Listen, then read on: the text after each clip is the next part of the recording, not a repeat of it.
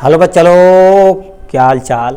आज हम देखने वाले हैं क्लास 9th मतलब कक्षा 9 का गणित का पहला पोर्शन। ठीक है, ये गणित की जो सीरीज स्टार्ट की गई थी तो इसी में आपको क्या कर दिया जाएगा, पूरे गणित को एकदम हलवा तरीके से सॉल्व करके आपको दिखा दिया जाएगा। ठीक है, तो लिखा है संख्या पद्धति, जिसे हम इंग्लिश में बोलते हैं नंबर सिस्टम। अब नंबर सिस्टम क्या होता है, जैसे आपके स्कूल में एक सिस्टम होगा ना कि मतलब इस सिस्टम के अंतर्गत ये सारी चीज़ें होंगी, पढ़ाई के ये होगी, खेल के लिए ये होगा, तो उसी तरह से हमारे पास ये जो दिया गया नंबर सिस्टम बोलते हैं। इसे क्या बोलते हैं, नंबर सिस्टम बोलते हैं। ठीक है, नंबर सिस्टम बोलते हैं। तो नंबर सिस्टम को डिटेल में जानने से पहले हमें कुछ चीज़ें जानकारी होनी चाहिए, जैसे प्राकृतिक संख्या होती क्या है, पूर्ण संख्या क्या होती है, इन सब के बारे में देखने के। ठीक, ये आपका लेक्चर नंबर फर्स्ट रहेगा। इसके बाद संख्या पद्धति का यानी जो पोर्शन रहेगा 1 पे, यानी प्रश्नावली 1.1 को हम डिटेल में सॉल्व करने वाले हैं। ठीक, तो सबसे पहले देख लीजिए जाए प्राकृतिक संख्या होती क्या, यानी इंग्लिश में देखा जाए नेचुरल नंबर। जैसे आपको कोई पूछे कि भाई नंबर बताओ, तो हम भड़ा से क्या बोलते हैं, 1 2 3 4 5 6 7 8 ऐसे बोलते हैं ना।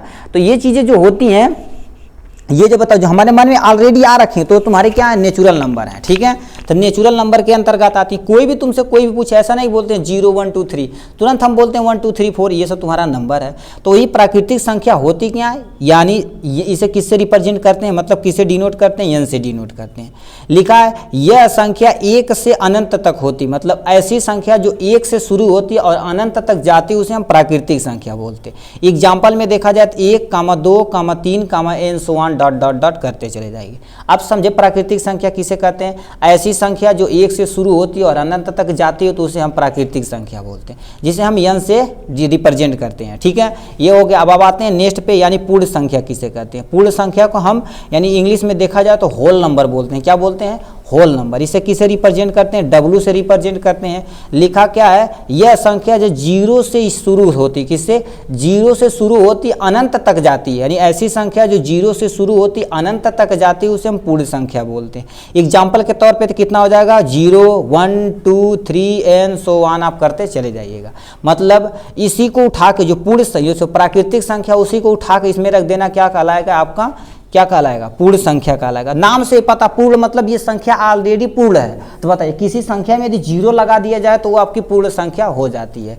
ठीक, तो ये आगे पूर्ण संख्या होती है। अब आते हैं नेक्स्ट पे, आते हैं हम किसे, पूर्णांक संख्या देख लेते हैं। ठीक, तो हमें नीचे दे रखा क्या, पूर्णांक संख्या। ये पूर्णांक संख्या को किससे रिप्रेजेंट करते हैं, हम z से रिप्रेजेंट करते हैं। किससे रिप्रेजेंट करते हैं, z से रिप्रेजेंट करते हैं। पूर्णांक संख्या क्या होती है, वह सभी पूर्ण यानी पूर्ण संख्या तथा ऋणात्मक संख्या के साथ 0 को मिलाकर पूर्ण संख्या बोलते हैं। यानी आपकी पूर्णांक संख्या कुछ भी हो, जैसे -1 -2 +0 1 1000 2000 20000 100,000, यानी बोलते कर्ज में चले गए, तो वो सब क्या कहलाती है, पूर्ण संख्या कहलाती है। पूर्णांक संख्या पूर्णांक संख्या कहलाती है। पूर्णांक संख्या दो तरह की होती हैं, एक हमारा धनात्मक होता है, एक हमारा ऋणात्मक होता है। जैसे मान लेते हैं यहाँ से आपको क्या कर दिया, एक लाइन खींच दिया जाए, रिप्रेजेंट कर दिया जाए लाइन, तो हमने क्या कर दिया, मिड पॉइंट हमने क्या कर 0 लिया। इधर जितने भी चीज़ें ये दाएं हाथ, मतलब इसे क्या बोलते हैं, दाएं मतलब दाहिना हाथ जो होता है, और ये हमारे पर क्या होता है, बाएं होते हैं। ठीक है, यानी इसे हम इंग्लिश में देखा जाए तो हम राइट हैंड बोलते हैं, और इसे हम क्या बोलते हैं, लेफ्ट हैंड बोलते हैं। कोई टेंशन नहीं।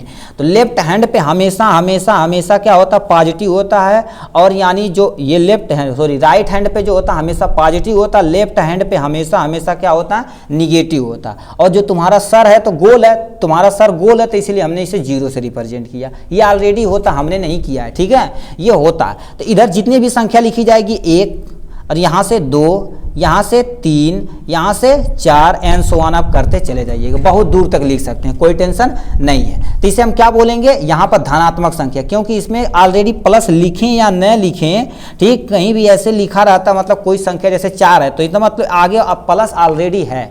ठीक, तो यहाँ पर तुम्हारे ये जो संख्या है, तो इसे हम क्या बोलेंगे, यानी धनात्मक पूर्णांक संख्या, धनात्मक पूर्णांक बोलेंगे। ठीक, इतना समझ में आया। 0 के इधर जितने भी नंबर लिखेंगे, यानी लेफ्ट में लिखेंगे, तो तुम्हारा क्या हो गया, ऋणात्मक पूर्णांक संख्या कहलाएगा। जैसे -1 -2 -3 -4 -5 n so on चले जाएंगे, तो ये तुम्हारा क्या कहलाएगा, यानी ऋणात्मक पूर्णांक कहलाएगा। क्या, ऋणात्मक पूर्णांक कहलाएगा। ये समझ में आया। अब एग्जाम्पल में, उदाहरण में यदि लिखना चाहें तो क्या लिख सकते हैं, यानी -5 लिख सकते हैं, 2 लिख सकते हैं, -1 लिख सकते हैं, 0 लिख सकते हैं, 4 लिख सकते हैं, 8 लिख सकते हैं, 100 लिख सकते हैं। तो ये सब तुम्हारा किसके अंतर्गत आएगा, पूर्णांक संख्या के अंतर्गत आएगा। ठीक है, तो ये हो गया। अब नेक्स्ट पे चलते हैं, भाज्य तथा अभाज्य संख्या। देख ठीक, अब नेक्स्ट हमें दे रखा तुम्हारा क्या, अभाज्य संख्या। क्या होती है अभाज्य संख्या? एक से बड़ी, यानी एक से बड़ी वह, यानी वे प्राकृतिक संख्या जो एक से या स्वयं के अलावा किसी और से विभाजित न हो उसे अभाज्य संख्या बोलते हैं। मतलब ऐसी संख्या जो एक से विभाजित हो, क्या एक से विभाजित हो या वो स्वयं से विभाजित हो, चाहे वो एक से विभाजित हो चाहे वो स्वयं से विभाजित हो, उसे हम अभाज्य संख्या बोलते हैं। जैसे दो बताओ किससे विभाजित है? दो एक से भी विभाजित है, यानी दो यदि देखा जाए तो एक से हम काट सकते हैं, मतलब भाग देंगे तो एक से इसे भाग चल जाएगा। और यानी स्वयं से भी जाता है, स्वयं से जाए और एक से जाए तो उसे हम अभाज्य, कौन सा संख्या बोलेंगे? भाज्य संख्या बोलेंगे। सॉरी, अभाज्य संख्या बोलेंगे। मतलब ऐसी संख्या जो एक से कटे या अपने खुद से कटे उसे हम अभाज्य संख्या बोलते हैं। जैसे 3 को काटना है तो एक से भी कर सकता और 3 से कर सकता। अब सोचो 2 से काटना तो ऐसा पॉसिबल नहीं है। ठीक है, तो ये सब तुम्हारा क्या होता है? अभाज्य संख्या के अंतर्गत आती है। अभाज्य संख्या ऐसी संख्या होती है जो एक से कटे या स्वयं से कटे तो उसे हम क्या बोलते हैं? अभाज्य संख्या बोलते हैं। ठीक है, अभाज्य संख्या बोलते हैं। ठीक, अब हम आते हैं किस पे? भाज्य संख्या। भाज्य संख्या क्या होती है? वे, यानी एक से बड़ी वे प्राकृतिक संख्या, एक से बड़ी वे प्राकृतिक संख्या जो एक से या स्वयं से या उस, यानी स्वयं के अलावा किसी और से विभाजित हो सके, वहाँ विभाजित न हो सके और यहाँ विभाजित हो सके, उसे हम क्या बोलेंगे? भाज्य संख्या बोलेंगे। मतलब ऐसी संख्या जो एक से विभाजित हो या स्वयं से विभाजित हो या किसी दूसरी संख्या से भी विभाजित हो, उसे हम क्या बोलेंगे? भाज्य संख्या बोलेंगे। जैसे 4 है, 4 बताओ किससे विभाजित है? एक से विभाजित है। ये क्या करते हैं? तो 2 से भी विभाजित है और ये 4 से भी विभाजित है। तो हम बोले हैं एक से भी विभाजित होना चाहिए या स्वयं से विभाजित होना चाहिए या किसी अन्य संख्या से भी विभाजित होना चाहिए, उसे हम भाज्य संख्या के अंतर्गत रखें। इतना समझ में आया? ठीक है, तो इसे हम क्या बोलेंगे? 4 एक भाज्य संख्या है। 6 पे आते हैं। 6 बताओ क्या एक से ये विभाजित है? 6 एक से विभाजित है और 2 से भी ये विभाजित है, 3 से भी ये विभाजित है और 6 से भी विभाजित है। इस तरह से देखा जाए भाज्य संख्या एक ऐसी संख्या होती है जो एक से विभाजित हो या खुद से ही, मतलब स्वयं से विभाजित हो या किसी अन्य संख्याओं से भी ये विभाजित हो, उसे हम क्या बोलेंगे? भाज्य संख्या बोलेंगे। क्या बोलेंगे? भाज्य संख्या बोलेंगे। ये डिफिनेशन तो यहाँ पर अपना काम चला गया। ठीक है, अब हम आते हैं दूसरे पे, परिमेय संख्या किसे बोलते हैं? परिमेय संख्या बोलते हैं जिसे हम क्यू से रिप्रेजेंट करते हैं। परिमेय संख्या को किससे रिप्रेजेंट करते हैं? क्यू से रिप्रेजेंट करते हैं। लिखा ऐसी संख्या, मतलब ऐसी संख्या जिसे p बाई क्यू के रूप में लिखा जा सके, ऐसी संख्या जिसे p बाई क्यू के रूप में लिखा जा सके उसे परिमेय संख्या बोलते हैं। क्या बोलते हैं? परिमेय संख्या बोलते हैं। लिखा इन संख्याओं को जिसे p बाई क्यू के रूप में लिखा जा सके उसे हम परिमेय संख्या बोलते हैं। अब इसके लिए कुछ कंडीशन है, मतलब ऐसी संख्या जिसे हम p बाई क्यू के रूप में लिखे सकें, p बाई क्यू के रूप में लिख सकते हो तो हम परिमेय संख्या बोलते हैं। अब देखिए इसमें दो, पहली कंडीशन, q तभी कभी भी तुम्हारा 0 होने वाला नहीं है, मतलब q is not equal to 0, q कभी भी 0 होता नहीं है, तो उसे हम क्या बोलते हैं? परिमेय संख्या बोलते हैं। क्या बोलते हैं?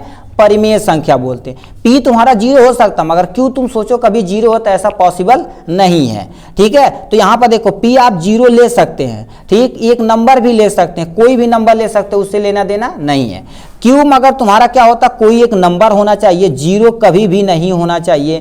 ठीक, या 2 लिख सकते हैं या 3 लिख सकते हैं एंड सो ऑन लिख सकते हैं, मतलब q कभी भी 0 होता नहीं है बेटा। ठीक है, तो उसी को हम क्या बोलेंगे? परिमेय संख्या बोलेंगे। उदाहरण में देखा जाए तो 2/3 एक परिमाण यानी परिमेय संख्या है, यानी 5/6 एक परिमेय संख्या है, 3/8 एक परिमेय संख्या, तो ये सब परिमेय संख्या के अंतर्गत आती है। ठीक है, अब यहाँ पर लास्ट पे आते हैं, तुम्हारा क्या होता? अपरिमेय संख्या। ठीक है, अपरिमेय संख्या क्या होती है इसके बारे में देख लेते हैं। वे संख्याएं जिन्हें p बाई क्यू के रूप में नहीं लिखा जा सके, मतलब जस्ट उसी का उल्टा, मतलब ऐसी संख्या जिसे p बाई क्यू के रूप में नहीं लिखा जा सके उसे हम क्या बोलेंगे? अपरिमेय संख्या बोलेंगे। क्या बोलेंगे?